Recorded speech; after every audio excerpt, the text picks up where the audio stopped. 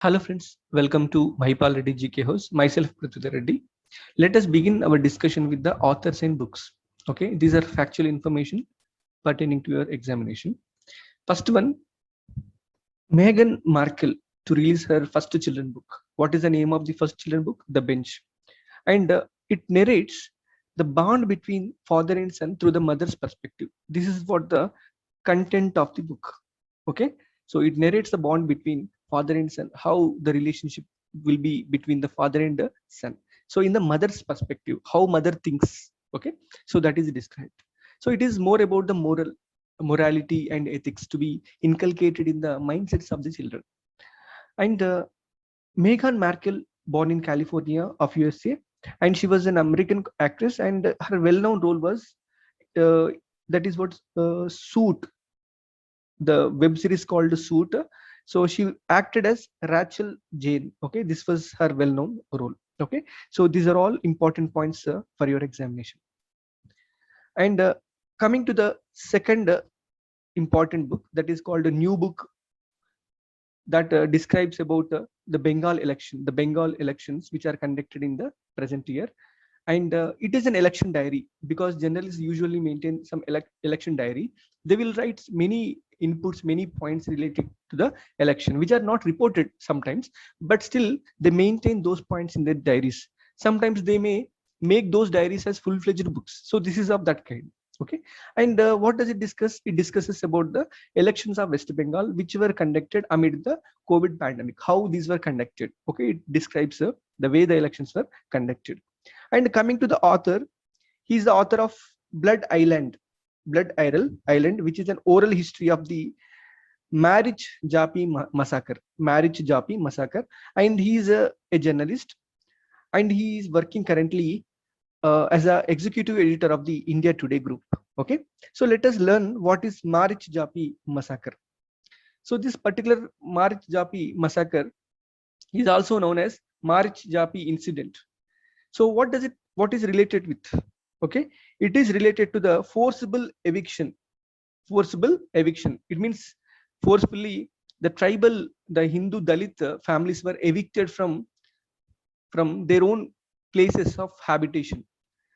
Okay, so this is a kind of island which is located in the Sundarbans, Marich Japi Island. Okay, so in the examination they may ask you Marich Japi Island is located in, so they may give you list of areas. So among that you have to recognize the right answer as Sundarban. Okay, so this was the massacre which happened in the year 1979. Okay, so subsequently many have died due to the gunfire by the police action, blockades, and subsequent starvation and diseases. So naturally the massacres are very, very dangerous things to the human beings. And coming to the third important topic, that is Padma Bhushan Dr. Philippos Mar Chrysostom passes away. Philippos Mar Chrysostom. So who is he? He is India's longest serving bishop. Longest serving bishop. He died at the age of 103. You can understand how much time he has served as a bishop. And he was awarded with the Padma Bhushan. And he belongs to Patanama Patanam Titta place of the Kerala. And he was born in the Travancore of the British India on 27th April 1918. And there was a documentary related to this particular Philippos Mar Chrysostom. So this documentary describes the 100 years of the Mar Chrysostom. What are his achievements? Okay, how he served the human beings and how he served the religion. So etc. are beautifully portrayed in the particular documentary, that is 100 years of Mar Chrysostom. And this documentary also presents the role of Narendra Modi, Mohanlal, Jagati Sri Kumar. Their role will also be described, is actually described in this particular documentary. Coming to the fourth topic, Oscar winner Olympia Dukakis passes away. So her name is Olympia Dukaki, and the film which has earned this particular award was this Oscar award was Moonstruck.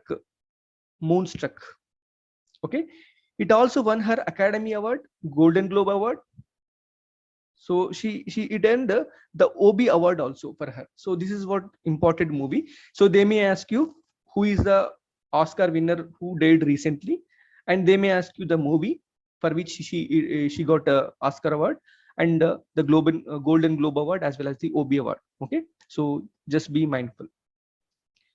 And coming to fifth topic, that is ICC team ICC team test ranking of 2021. This is an important topic because frequently we can see the test rankings and cricket related issues also. So the annual update of test rankings will be completed after the conclusion of ongoing Pakistan Zimbabwe series. But presently the test ranking is topped by India, it is followed by New Zealand, and it is followed by Australia. India bags the first position. And importantly, there are 5 countries: Ghana, Gambia, Sierra Leone, Hungary, and Sweden lost their rankings. And about International Cricket Council, so the chairman is Greg Barclay, chief executive is Manu Sahni, and headquarters of ICC are located in Dubai. And coming to rankings, as I told you, in the one day international, New Zealand tops the rank, Australia seconds the rank, and India bags the third position.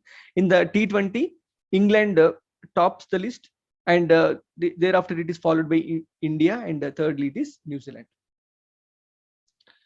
And next important topic, 11th Dada Saheb Phalke Film Festival.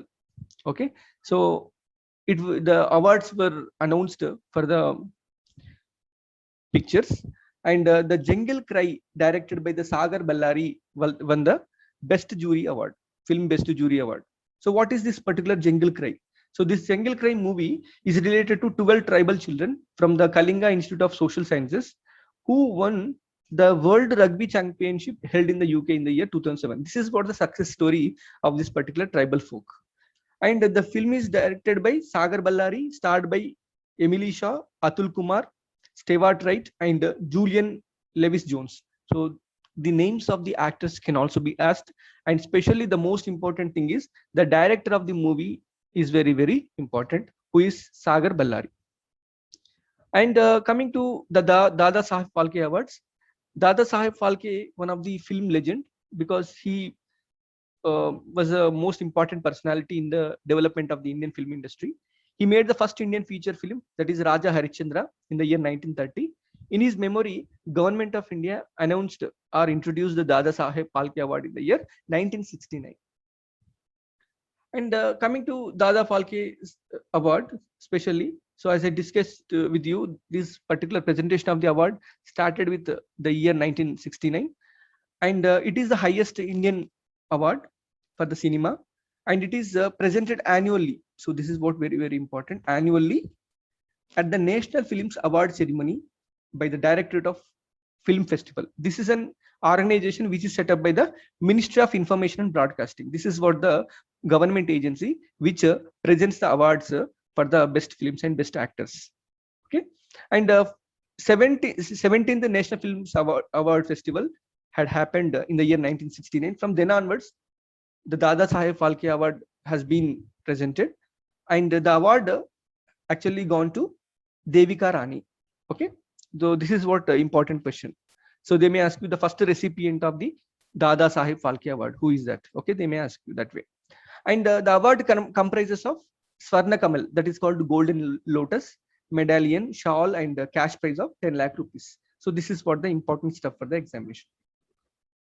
And the best actor who were declared: Deepika Padukone, Chapak movie; best actor male, Akshay Kumar and Lakshmi; critic of the best actors, Kiara Advani and Guilty. So in this way, there are various authors. Please pause the video and just note them down. And these are all other actors presented the awards in this particular National Film Festival. So you must also note them down. And the next important, very, very important thing is United States of America puts India in the priority watch list. So priority watch list. So what is this priority watch list about? This priority watch list is something that which lists certain countries where the intellectual properties are not protected, not respected. So those countries are listed.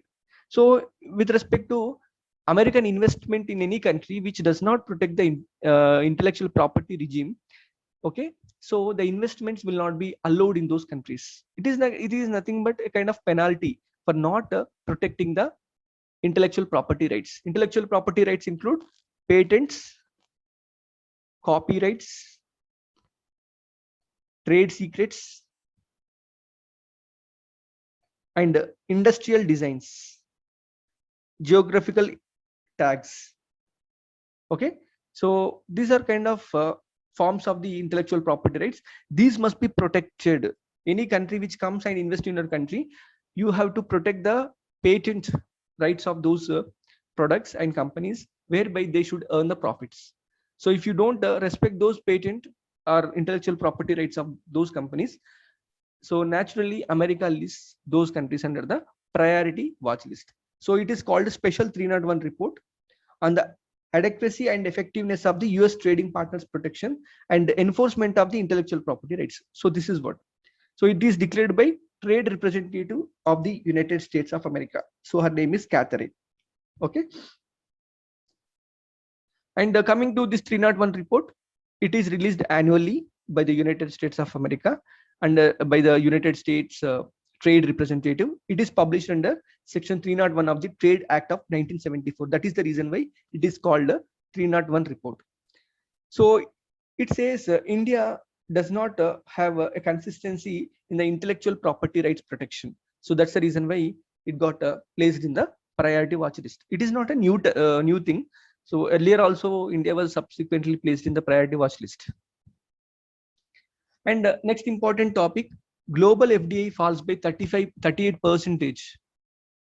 Okay, so the global FDI flow is actually being affected by the COVID pandemic.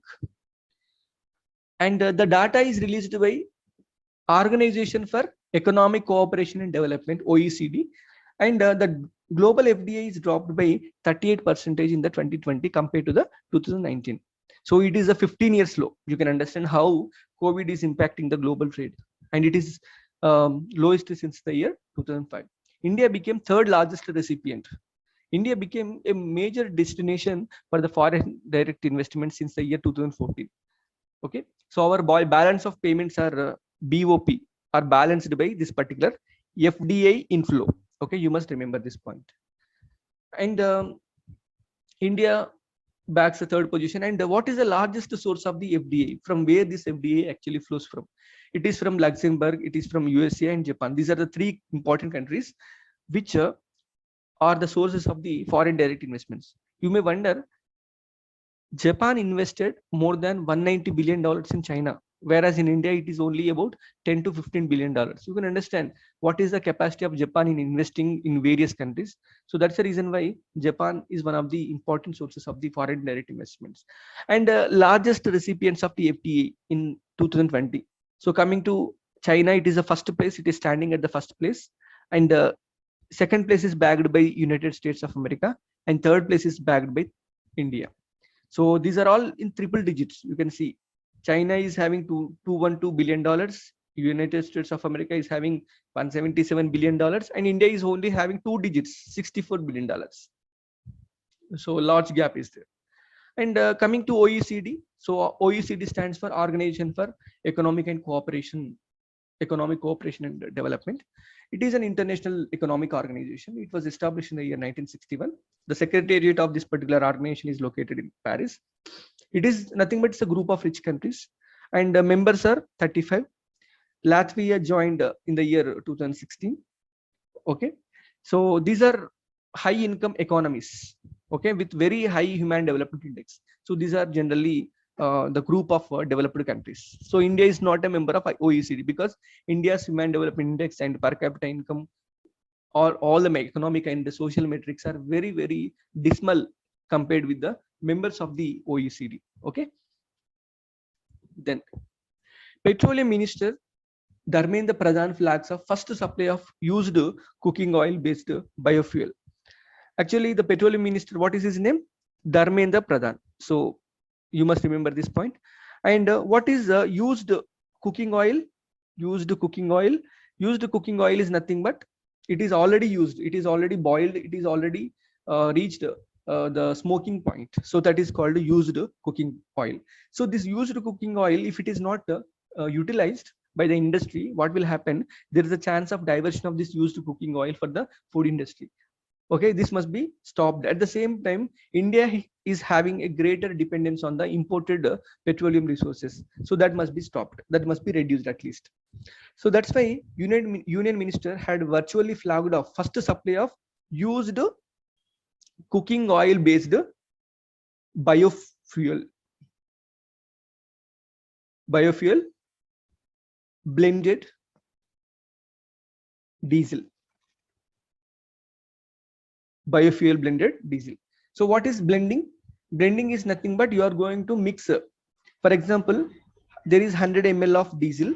So out of that, 90 ml will be diesel plus 10 ml will be biofuel. So that is called blending. Okay. So blending will reduce the consumption of the imported petroleum resources, and you are going to indigenize the production of the petroleum by blending with the domestically sourced biofuel as well as the cooking oil. This may reduce the dependence. Okay, so the first supply had started from Indian Oil Corporation. So there is a Tikri Kalan terminal, Tikri Kalan terminal in the Delhi. Okay, so this must be remembered. So this is having two important advantages. One, you can reduce the misuse of this used cooking oil in the food industry and hotels especially. And secondly, you may reduce the dependence of India on the imported petroleum in a gradual basis. Okay, so according to the 2015 biofuel policy, 2018 biofuel policy, India tried to achieve 10% blending by 2022 and 20% by 2025. This is the target to be achieved by India in a progressive basis. Okay, and next important topic to be discussed, that India and UK started a virtual summit. So virtual summit means there is no direct engagement because of the COVID pandemic. So this meeting happened in the year recently, May 4th, 2021. Okay, this is important top point to be remembered. And during this meeting, they have come up with the roadmap 2030,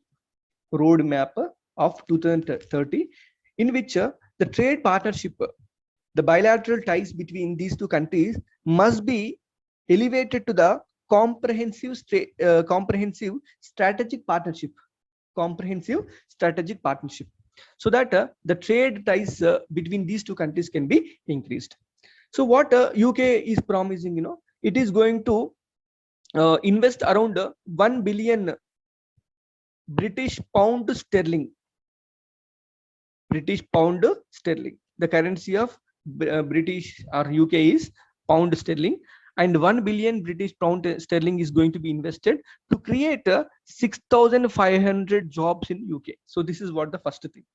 Secondly, they also signed the 9 memorandum of undertakings or understandings during this particular summit, and in that they wanted to double the trade between the two countries. Currently, the trade between the two countries is 23 billion British pound sterling. This is what. So they want to make it as the 46 British pound sterling. And in the defense also, they are thinking that how this light combat aircraft that is called Tejas, how it can be upgraded. That is what they are actually contemplating. And coming to other important topic, India notified digital tax threshold. What is that? Digital tax threshold. For what companies? What kind of companies? For the non-resident technology firms. So non-resident technology firms means those firms who are not having the headquarters in India, those are called non-resident technology firms. Their operations and their complaints, their regulation is not subjected to Indian laws. For example, you take Google, Facebook, Netflix. Okay, these are non-resident technological firms, and their government is contemplating a digital tax can be imposed on them. On which basis? So that basis is called threshold basis. What is called threshold? So you are going to put a limit. For example, if any company revenue exceeds 2 crore rupees, 2 crore rupees in respect of the goods, services, and property. Okay, so various reasons. So if their revenue exceeds 2 crore rupees, the tax will be imposed. So that is what the automatic compliance. And secondly, user threshold. User threshold. Threshold means a certain limit. If that limit crosses beyond a certain limit, beyond certain level, so they will automatically come under the taxation. For example, if it is continuously engaging, or if it is continuously and systematically doing business, at least with 3 lakh users, 3 lakh users, so then also the company comes under the taxation net. Okay, this is what the very game changing idea that has been implemented by the government of India. Okay, so it is actually implemented by the Central Board of Direct Taxes, CBDT, and the chairperson is Pramod Chandra Modi. Pramod Chandra Modi. So this is very important topic that can be asked. And coming to other important topic, for the first time in India, electric tractor has been tested. So electric tractor means the tractor primarily works on the electric batteries. Okay, so in this way you are going to limit the usage of the fossil fuels. Okay, so this has been tested in a Central Farm Machinery Training and Testing Institute. Central Farm Machinery Training and Testing Institute, which is located in the Budni of Madhya Pradesh. So this much is important. This much you have to remember. So they may ask you, the Central Farm Machinery Training and Testing Institute is located in which of the following state or which of the following location? In that may they may ask you. Okay, so thank you, friends. Thank you very much for your patient listening. And of course, lastly, we have to discuss Mamata Banerjee. Mamata Banerjee becomes the West Bengal Chief Minister for third consecutive term. So it is the third time for her to assume the position of Chief Minister. For the first time in the year 2011 to 2016, this is for first tenure. 2016 to 2021, it is a second tenure, and 2021 to and remaining period is the third tenure. And moreover, you have to remember is she is the 8th Chief Minister of West Bengal, and she has already got administered as the oath of office on May 5th, 2021. So this is also important point. And she was appointed as a Chief Minister under Article 164 of the Constitution of India. But you must remember, she has lost her election to Suvendu Adhikari in the Nandigram constituency, but still she got appointed as the Chief Minister. So there is a kind of flexibility under Article 164 Class 4. So it says the Constitution, according to the Constitution, the Chief Minister, even she is not elected or he is not elected, she may get appointed as a Chief Minister.